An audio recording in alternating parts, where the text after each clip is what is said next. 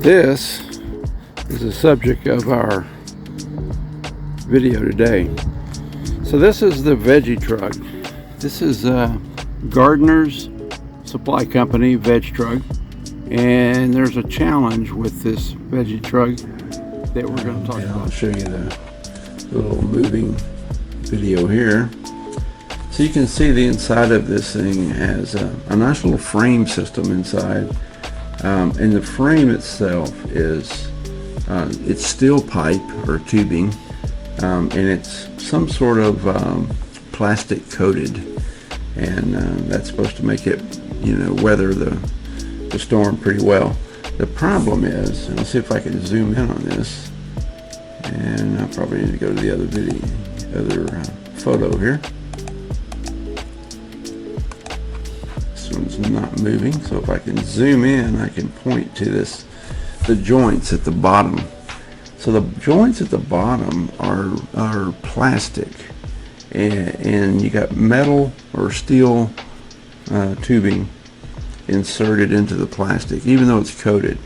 The challenge is that when you water your vegetables in this trug, water collects in these plastic joints, and right there at the tip of the joint where the steel is inserted, that's where it rusts. So one season, and that's about it. I got one season out of this, $189, and you know, basically throw it away at that point.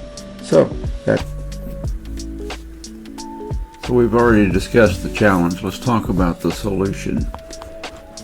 So the VegTrug repair basically is to build my own greenhouse frame. Okay, so we've already talked about the challenge over here. There's a material list to do this in PVC. So bought all of my PVC and my couplings all at Home Depot. So these are the SKUs that are listed here, and I'll put this file, it's a PDF file, I'll put it out on the site as well. But anyway, if you have all of these parts, then you know, here's the solution: is to build this this new frame out of PVC. You won't have to worry about rusting and that sort of thing.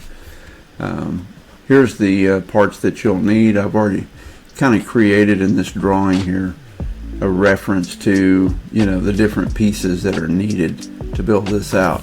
As you can tell, there's quite a few of the 45-degree couplings in here in order to recreate the bends that they had in their steel coated pipe, that sort of thing. But this works, and it's pretty, you know, it seems to be good for me. So hopefully it'll work for you. The PDF actually has a large diagram printout here, so you can see that, and I'll go into all that detail later on in the video. So I also created assembly instructions, and we'll cover these in the latter part of the video as well, to tell you how to put it together. And basically, once you get to that point and you've got all of your pieces cut, so that's where we're headed. So let's talk about the CutPlan. I've already shown you the material list and the different pieces that we're cutting. But here's the CutPlan, and I put together a CutPlan so I know how to use my 5 pieces of PVC that I've got here in the materials list. So kind of did, you know, the math on it. You know, how many pieces can I get out of each piece of pipe and that sort of thing. So one special thing I'll call out here, and I kind of called it out in this comment, is that I had a piece left over from another project which was 76 inches long, so I'm reusing that piece rather than buying the 5th piece here. The first time I made one of these frames, I had to buy 5 full pieces of pipe, but I wound up with some extra, so I'm in good shape to reuse the piece. All right. Materials here, as you can see, and you'll notice one of mine's a little bit shorter than the others. I didn't buy 5 full links because I had some left over from a previous. I need a cutting station. I have a little Black & Decker Workmate that I've had for years, and that's what I'm going to use. Now the tools you're going to need for doing your cutting, in my case I'm going to use my tape measure, work gloves. There's many different ways to cut the PVC. I'm going to use a hacksaw, works fine for my purposes, and a little Sharpie to mark where I'm going to cut. Okay, so in order to minimize waste, you're going to have to create yourself a cut plan. So as you can see here, I've created a cut plan, and see if I can zoom in for you here.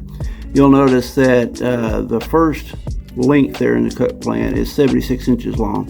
That was the short piece that I had left over for another project. So I'm going to start by making or cutting 8 pieces at 7 1/4 inches. Okay, so that's where I'm going to start.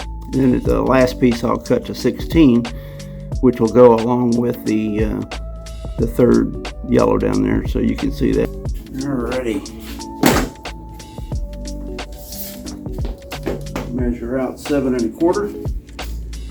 Mark it with my Sharpie. You don't have to have a big mark there, just enough so you can know where to start. And that's quite a bit of overhang.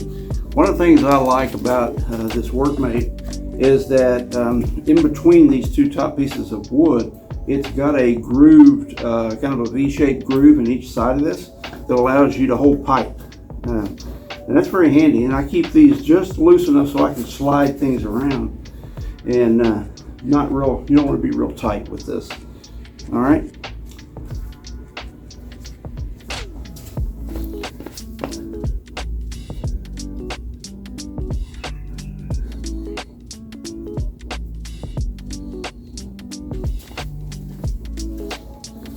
Okay, so let's get this cut. Very simple.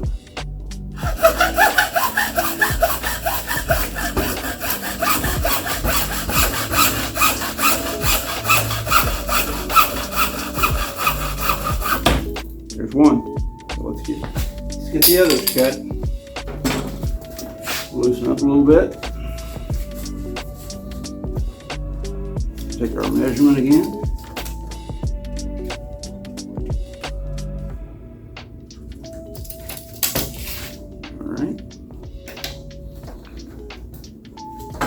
That down. And when you're doing this, try to cut as straight as you can. You know, keep your saw going the right direction.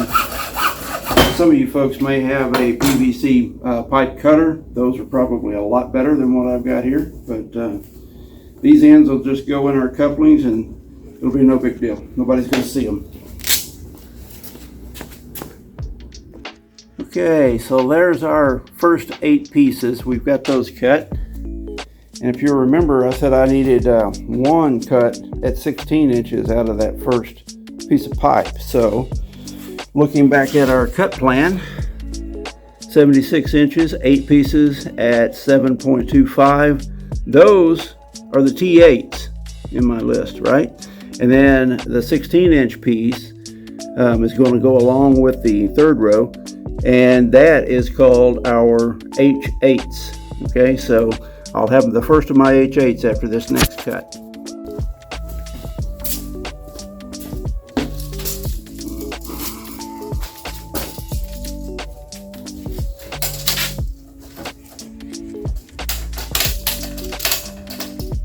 All right, 16 inches.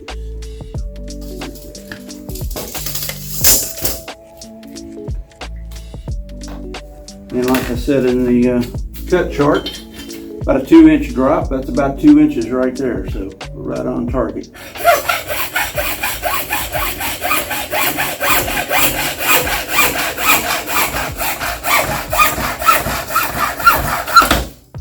All right. This last little 2-inch piece is what we call scrap. We want to minimize that. We want to get the most out of this pipe. So there you go.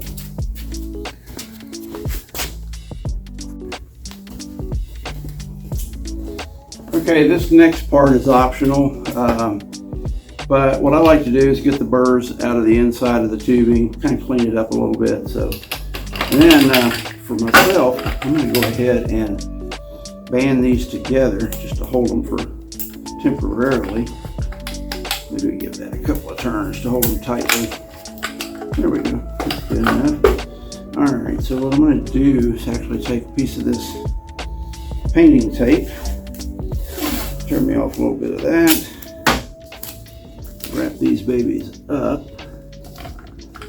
Try to get that tight as much as I can. Oops. Yeah, there you go. The one in the middle is going to fall out, aren't they? All right, so just want some piece of tape on there to hold them together. And I'm going to mark these T8 so it's pretty obvious what they're for. And the reason I'm doing that is I'm actually making this frame for a relative. So, and I've got instructions. They're going to follow the instructions to put this thing together. All right, and there's my 16 inches. So we're good. Let's move on to our cut plan. Okay, so next on our cut plan is going to be the two 27-inch pieces. Those are the D2s, and there's only two of those. So let's get those knocked out off of a brand new piece of pipe.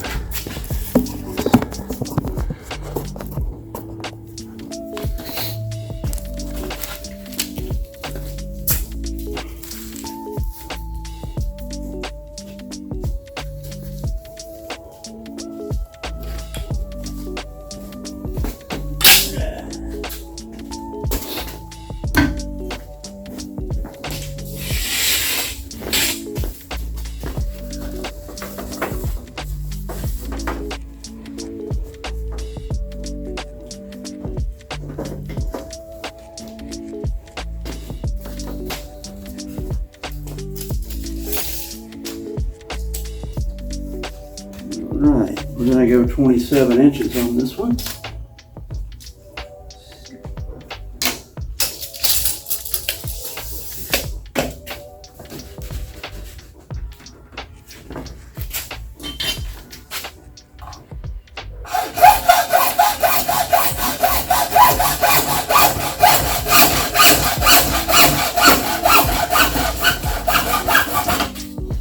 If you're wearing gloves, you can knock the burrs off pretty easy. Stick your finger in the hole, clear those off. It's new in there, so you're good. And we move on to the next cut.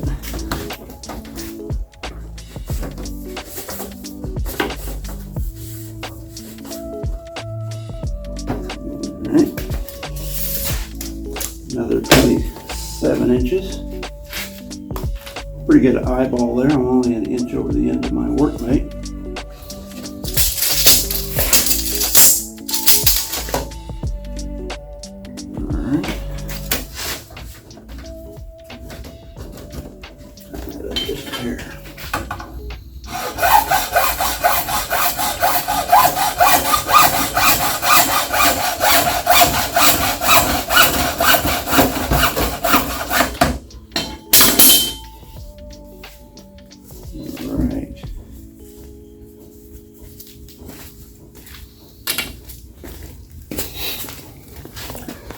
Alright, so that's the 227 inches. And now our cut plan, we'll move on to making the 16 inches, the other 7 of those. Okay, now that we've got our 227 inches, we're going to move on to cut 8 pieces at 7 inches. The 7-inch ones are going to be our A8s in our material list.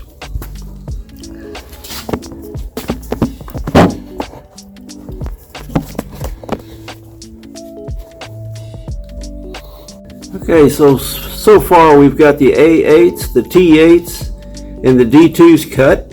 We got one of the 16s left, and we're going to move down to our third row now, which is going to be 7 pieces at 16 inches. So that's our next ones, which will be 16. There we go. That's going to be H8. Okay, so our cut plan is complete. As you can see, we've got all 5 sections, and then over here That's our drop off or scrap. We'll save that to use for another project. Okay, now it's time for assembly. I've provided this photo for you to illustrate that the couplings are all in black and the everything in yellow is the pieces that we cut in our cut plan. So it's time to start assembling. We're going to assemble this frame starting from the bottom up. So we will form that lower rectangle and work our way up. Alright, so as I said before, we're doing this from the bottom up. One optional piece here of the equipment you're going to need. I'm using a rubber mallet, and I also use some snap lube to lubricate the tubing so it'll be a little easier to go into the couplings. That's totally optional. You may or you may not want to use that. Depends on how hard you want to hit the ends with your rubber mallet. Alright, so begin to assemble the base rectangle by placing the elbows on each end of the D2 pieces. The D2 pieces are the longest pieces that we cut, and space those approximately 75 inches apart. And like I said before, note that I use a rubber hammer to knock the pieces together.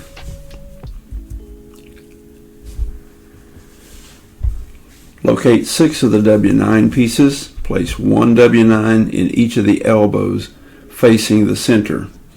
Place the T's on the remaining 2 W9 pieces pointing upright and insert into the T's forming the rectangle. This is a good time once you've put this part together. Go ahead and measure the outer dimensions of your rectangle. It should be 77.5 inches by 29 inches. If it's not, you may need to knock the pieces together with the rubber hammer to get everything fully inserted into the couplings. So now that the rectangle is formed, we can build up from the base by inserting 8 of the H8 pieces into the couplings pointing upward.